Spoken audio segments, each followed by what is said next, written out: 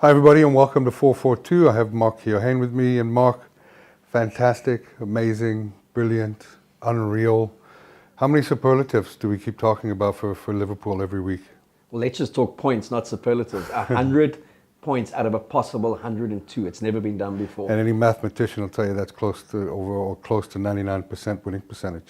Exactly. I think Klopp's really disappointed in the 2 points they dropped. I hear he laments it every night. So yeah, just unbelievable. Watched the game again on the weekend, and Southampton played bloody well. That first half was tight. They lost 4-0. It could have been 6-0. Yeah. They potentially had one chance. One was ruled offside marginally for Liverpool. Yeah. Hit the post, and you saw the Southampton manager say we couldn't have played better. Well, that's how good they are. Well, that's the world that we're living in now. We're living in a Liverpool world who are redefining the way that you play soccer. 99% winning percentage. And how do you play them? I mean, we're talking about teams that played well against Liverpool and lost 4-0. Should have lost 6-0. I mean, that's what you're basically saying. So to me, the Scousers, what a team. You know, we spoke a couple of weeks ago, greatest team in Premier League history, and I saw in the comments some people said, what, one season? But a greatest team is based just potentially on one season, not necessarily 10, in terms of what they've done. Well, if you look at what they did the year before, I mean, they got, how many points did they get? 97. 7 points.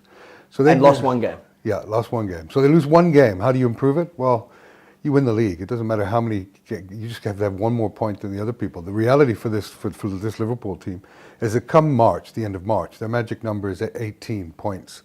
A combination of them gaining 18 or Man City or whoever's second place losing 6 and them winning. So I would estimate that the Premier League will be awarded and won officially by March, which will be the earliest it's ever been won. Yeah, 22 league points, the difference between 1 and 2 at this stage of the season, and at no stage in the history of the Premier League has 1 and 2 had a 22-point differential. 22 unbeaten league games and 53 unbeaten at home in the last 3 seasons in the Premier League and in all competitions. So they are just, it's something special, and just the way they've played, and also they've got that charisma. They are playing in the image of their manager. Yeah. And you see Alisson and Virgil van Dijk saying they want long-term contracts. Yeah, because with Juventus reportedly looking to offer 150 million for him. I mean, when you look at, that's more money than Liverpool spent. Yeah, I mean, the interesting stats, and we spoke about it a little bit earlier, and since Pep arrived, 2016-17 season at Man City, the net spend on the transfer window, Man City £527 million, Man United £439 million. Man United 39 million pounds. Wow. Barcelona 344, Juve 175, Real Madrid 110 million pounds, and Liverpool, the all-conquering Liverpool under Klopp, 75.3 million pounds he spent to build this team. Pep 527 million pounds. He's lost 6 games this season. It's the most he's lost since that 2016-17 season. Oh. And we spoke about this a couple of weeks ago when you were like, what defines Klopp is that he builds teams. He doesn't necessarily buy teams. No, and he you know, to do what he's done is nothing short of remarkable. It's getting boring talking about but he is the best manager in football by a country mile. You know, it's nothing ever circulates for a long time. So, you know, you've got these two young superstars saying, no, they want to commit to Liverpool long term. So none of the fans have to worry about that. People want to play for him. He's done it on a shoestring budget. What else do you say? I mean, just... But I think when he arrived at Liverpool and he felt that he could do something with them as he did with Dortmund.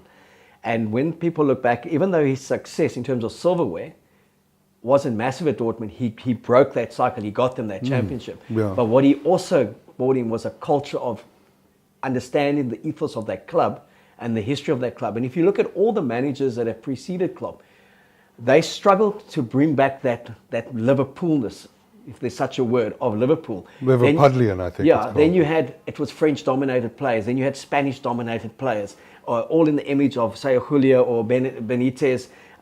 Rodgers kind of didn't quite get it right. He has gone in and embraced Liverpool, first and foremost. And any player who's come to that club has had to be held accountable to the history of that club and actually understand it. Yeah. And just the way he has put together that team has just been, if you unpack where he started, and we go back to that Spurs game, that there's not one starting 11 player is the same. He slowly built and kind of seen where the gaps were, but we keep on saying it, the biggest change to this Liverpool side in the last season, Virgil van Dijk and Alisson, and the critique, as much as they were scoring in those first 2 years under Klopp, they were winning games 4-3 or losing them 4-3. No.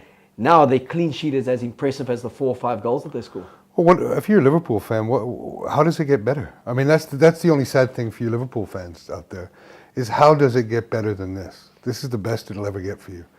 But I suppose, the Klopp's thing is, can he put in a dynasty? Can he put in a 3 or 4 year Liverpool team that's going to dominate the league and go on and win a few more European Cups? I think there's a parallel I want to draw between Liverpool supporters and All Black Rugby supporters, is the glory days of Liverpool in the 70s and just how they dominated, and kind of the supporters dined out on that for a long, long time without ever winning anything. That was the All Black supporters without winning a World Cup for 24 years. And the key was, when they won it, was could they remain humble? Could they actually understand the 24 years and not become arrogant? And enjoy this year, and as a Liverpool supporter, enjoy this year, because it's been a 30-year wait. And don't dismiss it as if, it was, fait accompli, because it's been a long wait. So it's been a magnificent coming together after 30 years. But sustain that humility. I've already seen the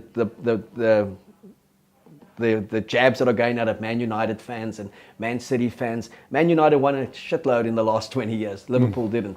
So keep that perspective. Champions of Europe, champions of England. Champions of the world. And champions of the world. So, and just as you said, it cannot get better than that. Yeah. There's only one way to go from there, and that's down. So enjoy the moment that we're in. Don't need hindsight to know that it just is one of those golden seasons that no other team has really ever achieved, with the exception of a Barcelona at their prime. But in the English Premier League, it's never been as good for any team. Yeah, and you make a good point. Humility is one of the most beautiful characteristics any human being can possess. So let me throw that challenge out to you Liverpool fans. Try and stay humble.